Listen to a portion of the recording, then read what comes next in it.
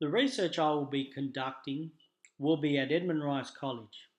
It will be particularly a case study on bring your own device programs at the college.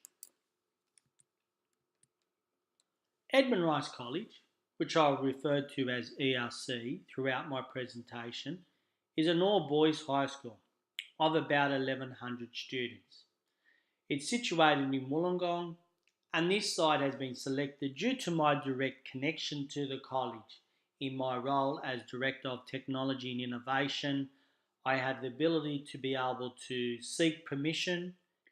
The school in the past historically benefited from the DER run scheme of 2008, which laptops were deployed to students in years 11 and 12. Unfortunately, there's no more funding of this scheme, so the school introduced about 4 or 5 years ago an iPad program for year 7 to 9, and students in year 10 to 12 could bring laptops that were specified on a list. Currently, Edmund Rice, or ERC, is planning for a Chromebook program to start for year 7 in 2018. Using Creswell particularly, all participants in this study are currently, as we speak, being informed. Teachers were presented the approach or study, and parents, students are now in the process of being informed before the start of stage 1 in the research questionnaire that will occur within the next fortnight. 2008 to 2015, as part of the federal government's digital education revolution, schools had laptops issued for students in years 9 to 12. Some schools decided to store them as class sets and didn't have as much success as schools who decided to issue them directly to students. With the removal of this scheme by the federal government, now we are starting to see international trends creeping to Australia, affordability and concern about a digital device. The response has been due to the revolutionary iPad and more affordable devices, bring your own device programs, where students come to school with a device ready to use on the network.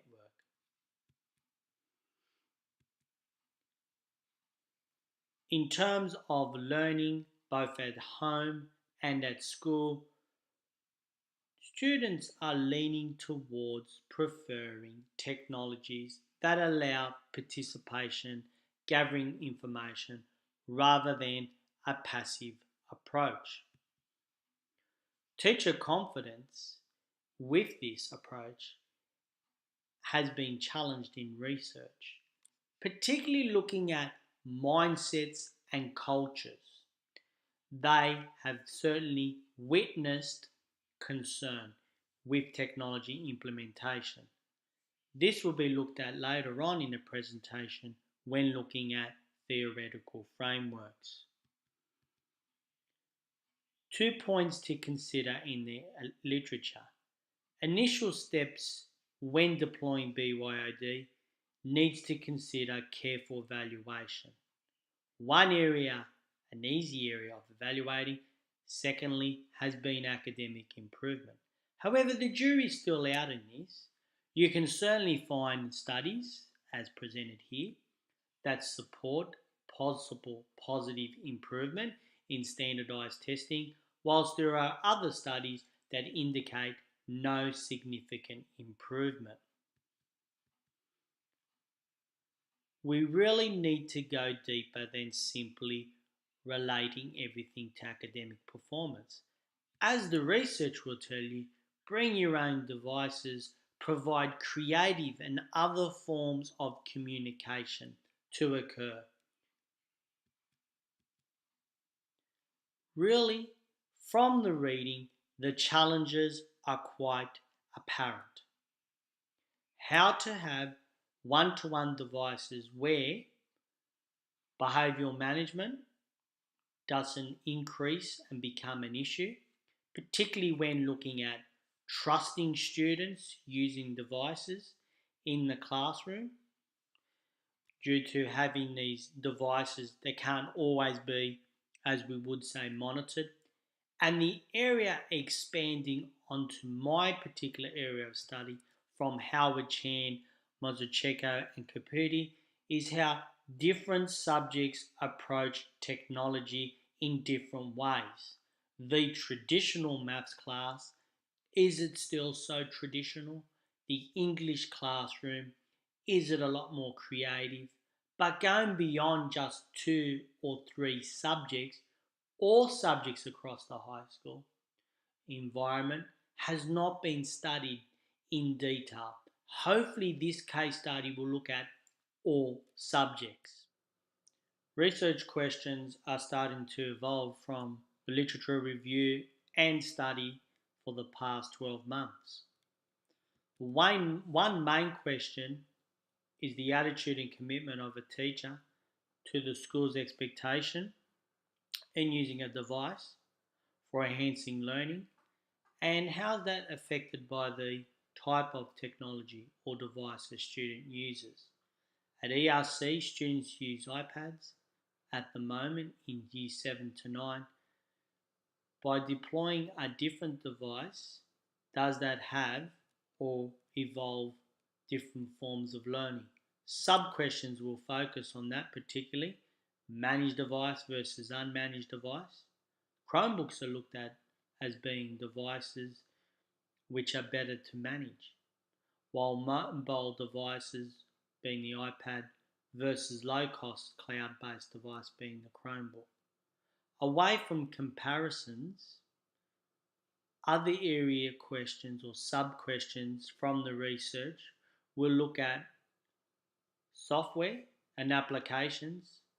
Is there such a thing as too much choice?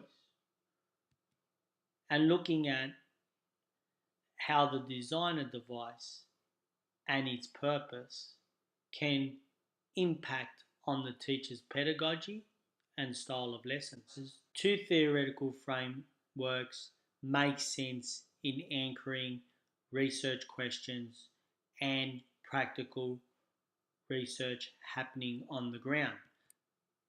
Structuration theory and legitimation code theory will be the two theories particularly looked at.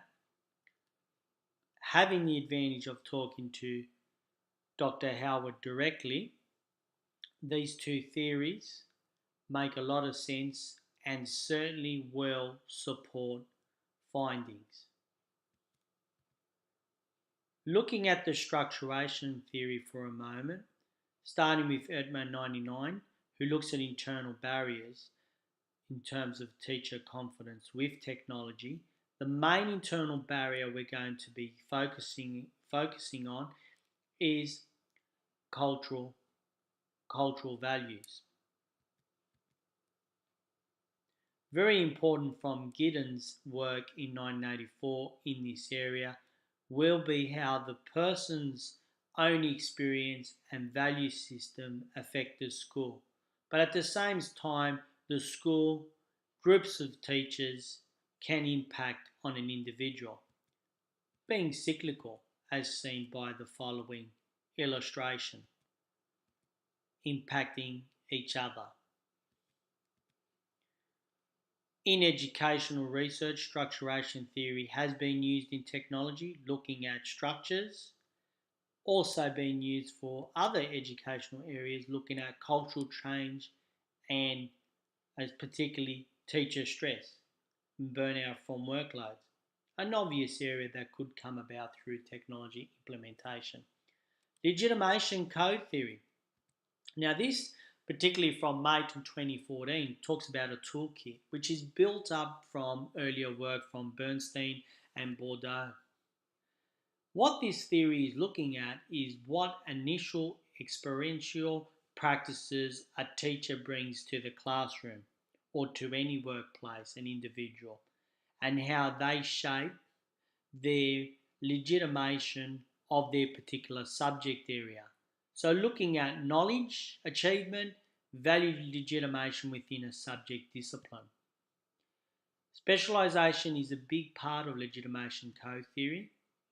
It's a critical component and offers a way to look at different subjects and disciplines. To say in his research, particularly looks at content and pedagogy associated with particular subjects in a classroom when deploying technologies.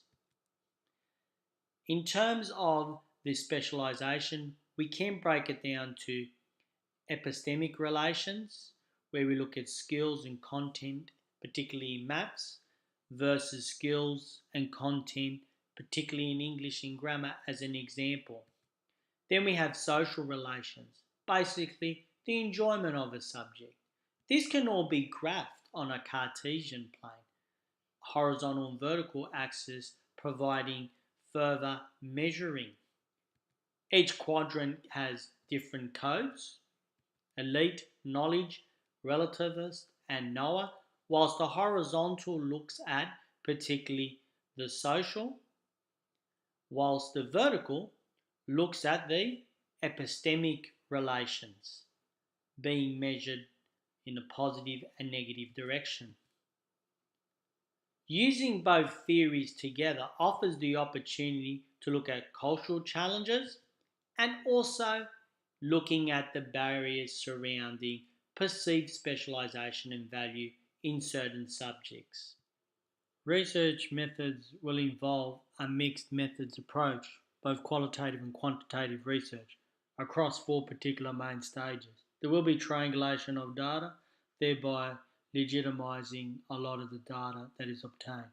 Subjects to be surveyed on the left-hand side also include PE and other subjects that were presented to staff this particular flowchart on April the 27th. You can see that there's also a selection process for a Chromebook pilot group that will also be examined after the initial iPad survey for Year 7. Note Year 7 and 8 was initially proposed. Stage 1, the questionnaire will look at students, parents and teachers. Questions will focus on particularly collecting Likert scales and also some open questions. Part G, there is even a space for further comments. This surveying of parents, students and teachers will be roughly looking through these particular parts or components.